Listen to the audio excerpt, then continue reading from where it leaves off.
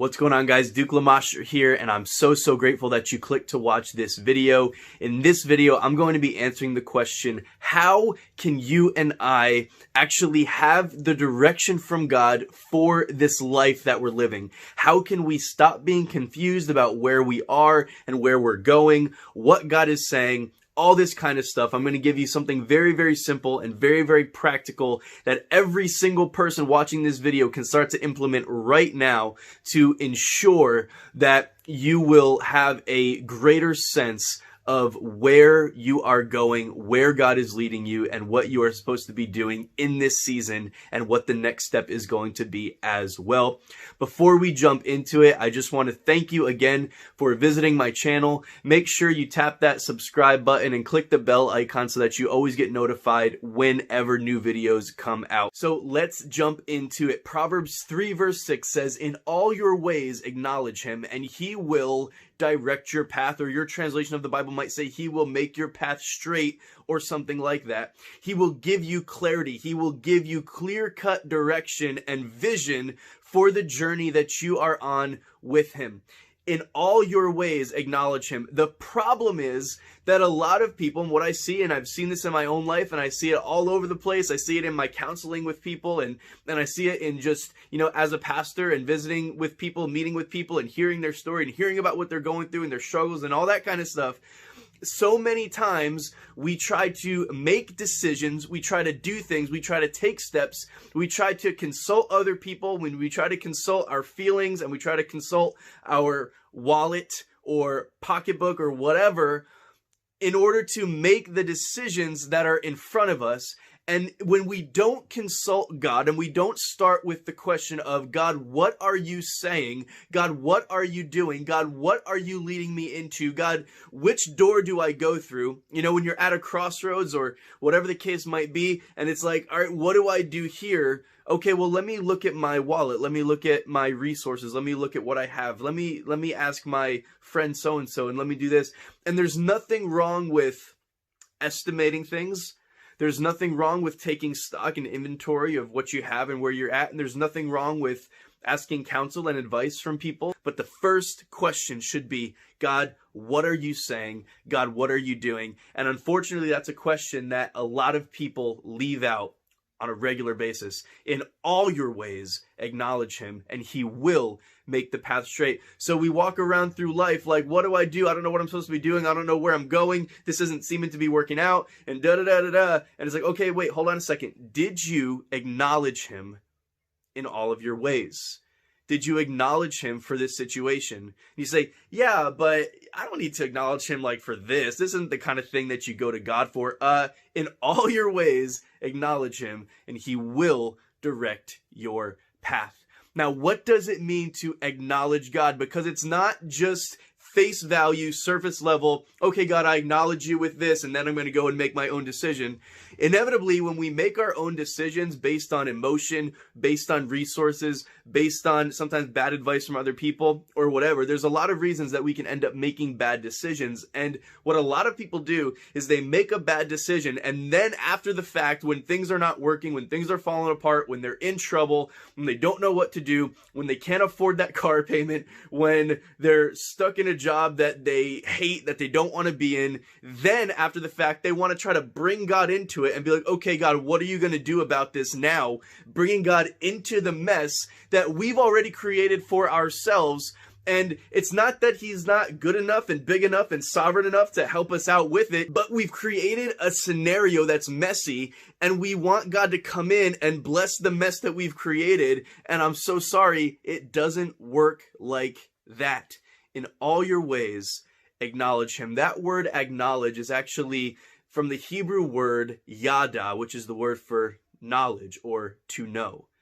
But it's not just an intellectual kind of knowledge where, for example, I can know a lot about the New York Giants because they're my favorite sports team and because I watch them from afar, and so I can get to know who the players are and their stats and stuff like that. But it's from a distance. It's an intellectual thing. It comes from studying and from looking at and watching, but it's not a personal thing because I don't know any of those players personally, right?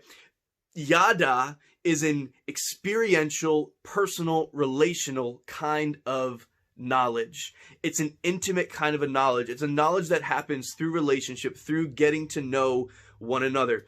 And it's actually the same word used in the book of Genesis to talk about Adam, where it says Adam knew his wife. And it wasn't talking about he got to know her. It was he knew her, and the next phrase is, and she conceived. That word knew, that word to know, the word yada, it constitutes a coming together and a two becoming one. That's really what it means in its essence. And so when you acknowledge God in all of your ways, it's not just a, okay, God, I acknowledge you with this, please do something about it. It's no, acknowledge him, become one with him in all of your ways, worship him in all of your ways, look to him for his understanding, for his guidance, for his direction, for all of that. But it's a knowing that comes through relationship and through experience, through experiencing him, through experiencing his presence. And the more time you spend with the source, the more you're going to be connected to the source. Now, your source should be God, not your own understanding, not the understanding of so-and-so, not the resources in your wallet or whatever. Your source should be God. And when you're connected with your source, you position yourself to hear from him, to receive from him, to get the direction, to get the revelation, to get the understanding, to get what you need so that you can go through life and make those right decisions. And when that relationship is formed through that time spent with him, through worship, through getting to know him, knowledge of who he is, knowledge of his word, understanding of who he is, his nature, his character, the way that he is, the way that he thinks, then you position yourself to not be in a place where you're confused all the time because you don't know what to do, but because you're close to the source, you're going to be hearing from the source, receiving direction from the source. In all of your ways, acknowledge him. In all of your ways, get to know him. In all of your ways, experience him. In all of your ways, become one with him, and he will make it clear. He will direct your path. He'll make it straight. He'll let you know what's next. He'll let you know what you're supposed to be doing. Now, I'm not saying that you're always going to have absolute 100% clarity for everything that you're going to do. I'm not saying that you're going to know 16 steps ahead what's going to happen. Sometimes, we walk around and we have actually the misconception of what clarity is. And clarity doesn't just mean that you're going to understand everything and everything's going to be clear and the stars are going to align and all of that. And if you're waiting for that, I'm sorry, you're probably going to be waiting forever unless you just recognize that there's faith involved here. Sometimes all God does is he gives you the next step, or he shows you what you're supposed to do next. And then as you step out in faith and respond in obedience to what he said to you, to what he showed you, then it'll make sense afterward. Then it'll start to unfold, and then maybe you'll get the next step or the next couple of steps or whatever it is. He works with us differently. He brings us through different seasons, and sometimes there's a full, huge picture of everything you're supposed to do, and sometimes it's a step-by-step thing. But here's the deal. He is not the kind of God that leaves you in the dark. And there are so many people walking around thinking that it's impossible or it's difficult to know the will of God, that it's hard to know his voice, it's hard to know what he's saying, and it's absolutely not true. You are a child of God, a son or daughter of God, created in his image. You are designed to hear his voice, to hear him well, to hear him with clarity, to hear him often. It's the nature of who he is, and it's the nature of who you are. So don't ever let anybody tell you, not even your own past experiences tell you that you can't hear from God or that it's difficult to know where God is leading you and what's coming next. It's not difficult. It's who you are. It's hardwired into your nature as a son or daughter of God. And this is where it starts. This is my number one piece of advice. If you need more clarity in your life, you need more direction, you need more understanding, you want to know what God is leading you to do, listen, in all your ways, acknowledge him.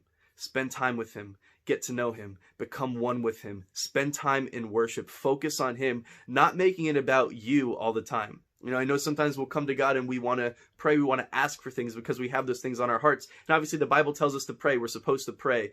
But there should also be this thing, like you can get so much, you can glean so much from your relationship with God when you spend some simple time worshiping him, not asking for stuff, but simply being in his presence and making it about him.